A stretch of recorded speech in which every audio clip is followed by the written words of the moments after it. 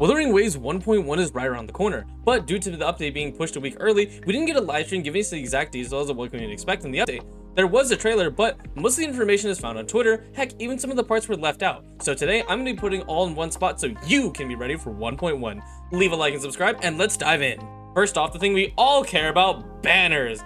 Jinshi is a 5-star Spectral Broadblade user, and Changli is a 5-star Fusion Sword user. The trailer doesn't show much outside of some crazy attack strings, but by putting together an advertisement on a billboard, it's safe to say that both of them will have some pretty crazy on-field capabilities. As for their animations, they're pretty massive and look incredible. Of course, being 5-stars, we can about their weapons, the Age of the Harvest Broadblade and the Brazen Brilliance Sword respectively for Jinshi and Changli. If you're pulling for either, you can also look forward to the 4-star characters right up on their banner, Sanhua, Danjin, and Yangyang on Jinshi's banner, which is pretty stacked, and Taoqi, Baizhi, and Mortefi on Changli's banner, which is pretty alright. Jinshi will be the first banner and Changli will be the second, both last about 23 days, accounting for time zones. For those who completed the main story, it will continue once more in the new explorable area, Mount Firmament. The region can be split into 4 distinct areas: Hongshen, Truth Seeker's Pass, Mutalung Chamber, and the Luong's Crest. Hongshen is the main city of Mount Firmament. Here you'll find NPCs and a pharmacy. Truth Seeker's Pass is of course Savantine ruin where the researchers were seeking myth, but just like the previous ruin, all the researchers have vanished. Mutalung's Chamber is hidden beneath the depths of the mountain and apparently was the vessel for Jue when they descended from a faraway galaxy. And lastly, Luong's Crest is the peak of Mount Firmament, which is carved into Jue's likeness. As you explore the new area, you'll find dozens of puzzles and an Echo-specific puzzle and a ski challenge. Just like all the main areas of Jinzhou, you'll find a world quest Dance to the Chelonian, and by completing it, you'll unlock a free Broadblade Beguiling melody. Free weapons are always great, and I suspected it will be good with Jinshi considering it's a Broadblade. On the topic of new gear, we have new Echo sets. Jue is a 4-cost Echo, probably on the Spectro set,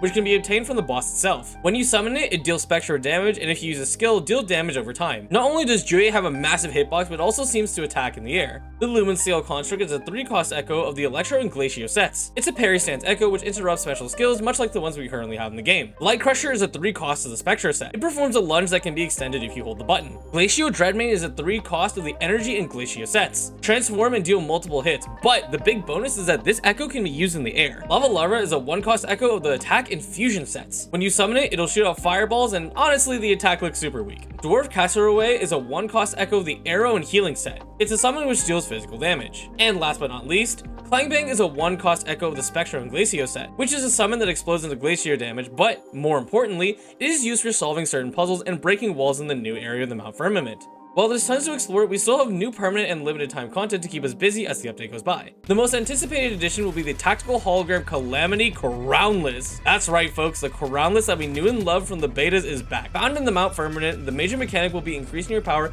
every time you perform a dodge counter. You'll get boosted crit damage, increased dodge counter damage, and vibration gauge reduction strength. I hope that we get to see the Crownless in its strongest forms across the betas and releases, and more importantly, have that banger second half of the soundtrack that we didn't get to hear in the overworld. On the topic of main game content, the seemingly rotating depths of the Illusive realm will have a new theme and a new set of rewards, including 1,000 asteroids and 2 malleable echoes. They most likely have added new playable characters and new buffs. Tactical Simulacra is this patch's combat event, where you are likely going to be fighting hologram bosses but with added buffs so they aren't as hard as the real ones. You'll be getting 500 asteroid and 2 malleable echoes from this event. After that, some simple events. Tales from Mount Firmament, complete the main quest and explore the mountain, and Traces of Mount Firmament, take photos. From these 2 events, you'll receive up to a total of 800 asteroid and other rewards. The Lollo campaign event is a very simple one. You'll complete random tasks and receive random rewards each day. Considering how events like these work, you can probably get all the rewards, they just come in a random order. The rewards are quite valuable too, being 5 standard pulls, 400 asteroids, tuners, solvents, and a weapon crafting mold. Last but not least, the material double drop events. Both character and weapon level and shell credits will be doubles, as well as the Chord cleansing for echo double drops. And now for the best part of the update, multiple gifts from the devs for us with sticking with the game. The Gifts of Celestial Light is a 7-day login event where you'll get 5 standard and 5 limited pulls total. Additionally, a special check-in event where across July 4th through 10th, we'll receive 10 limited pulls,